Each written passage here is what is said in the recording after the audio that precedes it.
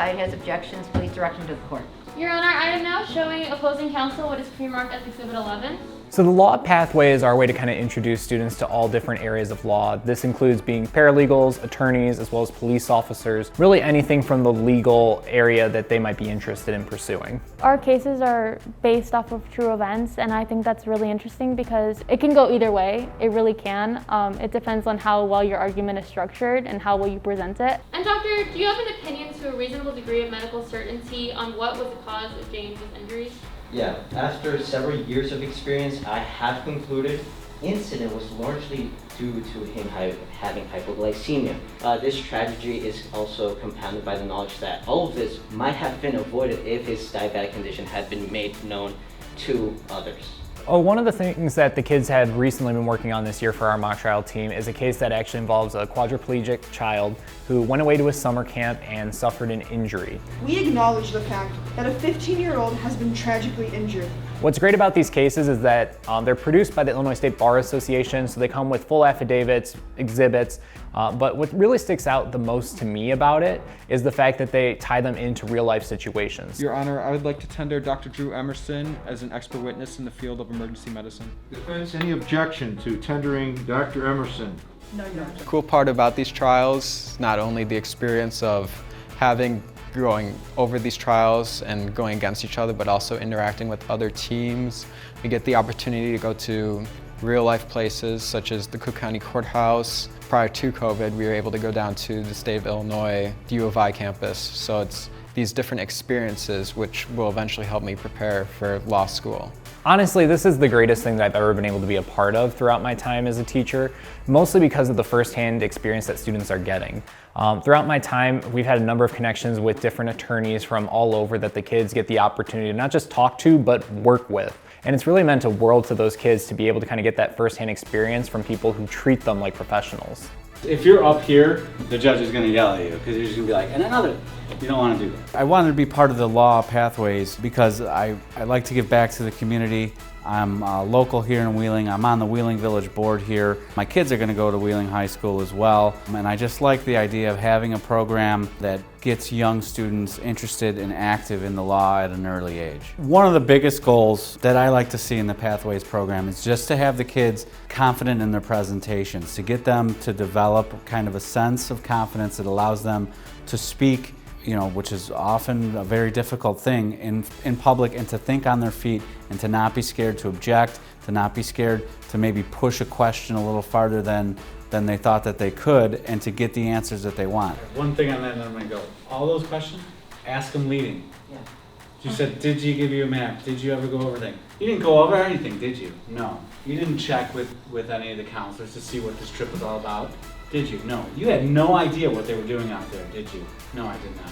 And one thing I really love and appreciate is the time our attorney helpers come. So Joe, Diane, and Matt, they give up their free time to come help us, come give us tips and go over our material, and just general advice and kind of knowledge of what the legal profession holds and what we could expect. So it's cool that as a high schooler, we're able to experience and interact with real life attorneys.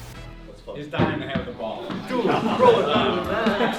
One of the tricks that I'll have the students use too for when they're preparing to kind of give answers and practice pacing is that there's a tennis ball trick that I picked up from Joseph Lehman, and he often has kids, practice throwing a little tennis ball back and forth to one another, so that way they can kind of use that as their signal as to when they're going to respond to a question or ask the next question, to leave some space in between so the kids don't kind of start running into one another and just make it all rapid fire that a jury would have a hard time understanding them.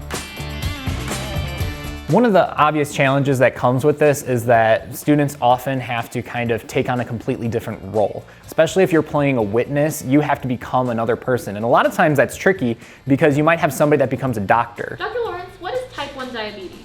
Type 1 diabetes is an autoimmune disorder that usually occurs in and is diagnosed in children or teens. What happens is that an infection or another trigger causes the body's immune system to attack the pancreatic cells, which produce insulin. Therefore, little to no insulin is produced by the host. With that, if they're playing the role of the doctor, they typically have to learn technical information, and then they have to take the technical information they just managed to learn and then simplify it to make it so that way jury members could understand like a real true professional would have to do. It's also great because we have a number of our students who are just so wonderful at acting out their role and articulating the little nuances. When and how did you learn that James Mercer has diabetes? After the hike, when I went to visit the ER, I was shocked as James has not told anyone or included the information in his medical form. I think what the students are really learning throughout a lot of this process are great life skills, as I mentioned, like how to communicate with one another, how to properly structure an argument, but I think they're also just learning straight professionalism by having to work with these attorneys that come into our classroom, and they kind of understand what the expectations are there for being able to present yourself well. Even understanding that it may not always come out on your side, especially in a courtroom case. There will be trials you win, there will be trials you lose, but it's a matter of what can you take out of those experiences to better yourself. I think it's fun because not only do we get like feedback from our attorney advisors, but we also get to engage with other schools and we get to see what they've learned and we get to pick up their tricks and tips. It's just a fun environment where, yeah, it's competitive, but at times it can also be a way to find new friends from other schools and reach out and branch out to other places. Oh, I'm definitely hopeful for pathways like this in the future here because I think, again, it gives the kids a great opportunity. There's not many things out there that provide these kids the chances to get such professionalism, explore areas they're interested in, and have kind of that feel before they enter into college of, what is it that I want to do and what is this actually like? What I think is great about the law pathway itself, though, is that there's so many people who are really involved in making it all happen. There's Mr. Lou Wool, who also teaches here at Wheeling High School, who he started our law pathway and is responsible for the foundation that's really been built. And it's always great because he's more than willing to talk to the kids about the cases, give them ideas and areas to improve upon, as well as helping us evaluate. And there's great support from our administrators, as well as my division head for the past number of years, Miss Angela Hawkins, has always been very supportive in helping us out, as well as Mr. Dan Widener and Mr. Jerry Cook in making sure that we have the resources we need to ultimately be successful as a team. And so while there may be things that they're doing more behind the scenes, our team's success isn't happening without their support.